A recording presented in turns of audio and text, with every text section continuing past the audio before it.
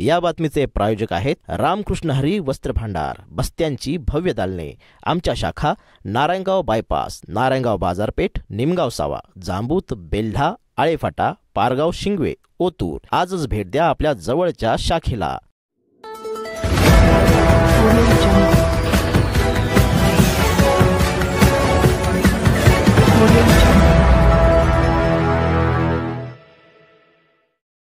मी यासाठी आभार मानतो की राऊतसाहेब आपण तातडीने इथं आलात, परंतु ही जी वेदना आहे ही वेदना अनेक वर्ष आता ठसठसते आणि अवघ्या 20 दिवसामध्ये तिसरी घटना घडली.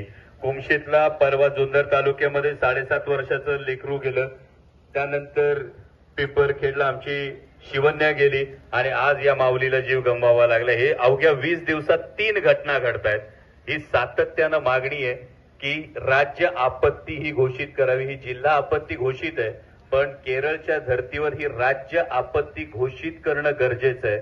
दुसरी एक भावना आम्हा सगळ्या ग्रामस्थांची ही होतीये का तिकडं मुंबईत कबूतरखाने बंद झाले तर कबुतरांसाठी माननीय मुख्यमंत्री महोदय 4 दिवसात बैठक घेतात. बिबट्याच्या आतापर्यंत साहेब आजचा 55वा बळी आहे. 55 जणांचे जीव गेल्यानंतर सुद्धा माननीय मुख्यमंत्री महोदयांना आपण शासनात, प्रशासनात आपल्या माध्यमातून एक ठोस कृती आराखडा व्हावा यासाठी महत्वाची गोष्ट आहे. परवा आपली पिंपरखेडची घटना घडल्यानंतर माननीय पालकमंत्र्यांच्या अध्यक्षतेखाली बैठक झाली. त्यावेळी माननीय पालकमंत्री महोदयांनी जो काही निधी लागेल, जे काही पिंजरे लागतील, या सगळ्या गोष्टी तातडीनं द्या अशी सूचना केली. त्याच्यावरची अंमलबजावणी लवकरात लवकर होणं गरजेचं आहे. आणि त्याचबरोबरीनं वन विभागाच्या अधिकाऱ्यांना माझी ही विनंती आहे की माणिकडोचं बिबट निवारा केंद्र जे आहे याची आता कपॅसिटी संपलेली आहे. तुमच्याकडे फॉरेस्टच्या जागा उपलब्ध आहेत. नसबंदी होणार, त्याला आणखी पॉप्युलेशन कंट्रोल व्हायला वेळ लागणार, पण तोपर्यंत तुम्ही 14-16 फुटाचं कंपाऊंड करून त्यामध्ये जास्तीत जास्त ग्रेझिंग लँड तयार करून त्यामध्ये जास्तीत जास्त बिबटे पकडून सोडा. तुम्हाला बिबट मुक्त जर करायचं असेल तर त्याशिवाय आपल्याकडे दुसरा पर्याय नाही. तुम्ही कुठलाही कायदा त्याच्या नैसर्गिक अधिवासातच बिबट्याला ठेवताय.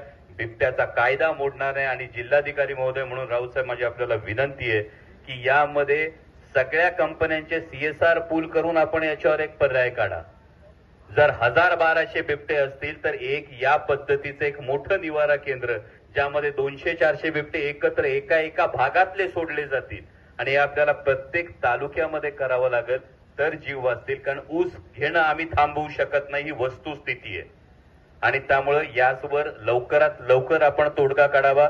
मान्य जिल्हाधिकारी महोदयांबरोबरची जी बैठक असेल, जशी जुन्नरला आपण एक बैठक घेतली, सगळे सरपंच, उपसरपंच यांच्या उपस्थितीमध्ये आपण जशी जुन्नरला बैठक घेतली तशी इथे CCF साहेब असतील, जिल्हाधिकारी महोदय असतील आणि जी सगळी आमची ग्रामस्थांची जी मागणी आहे की यामध्ये माननीय वनमंत्री आणि पालकमंत्री महोदयांनी सुद्धा उपस्थित राहावं. कारण लोकांच्या ज्या भावना आहेत या त्यांच्यापर्यंत त्याच्या पद्धतीने जर पोहोचल्या तर त्याच्यावरच्या जे मेजर्स आहेत ते तातडीनं घेतले जातील. एवढी माझी आपल्याला आमच्या सगळ्या ग्रामस्थांकडून विनंती आहे की लवकरात लवकर हा प्रश्न आता मार्गी लागला पाहिजे, किंवा जसं पत्रकार महोदय म्हणाले त्या पद्धतीनं, नाहीतर हे अर्थकारणावर आलंय, हे जीवावर आलंय.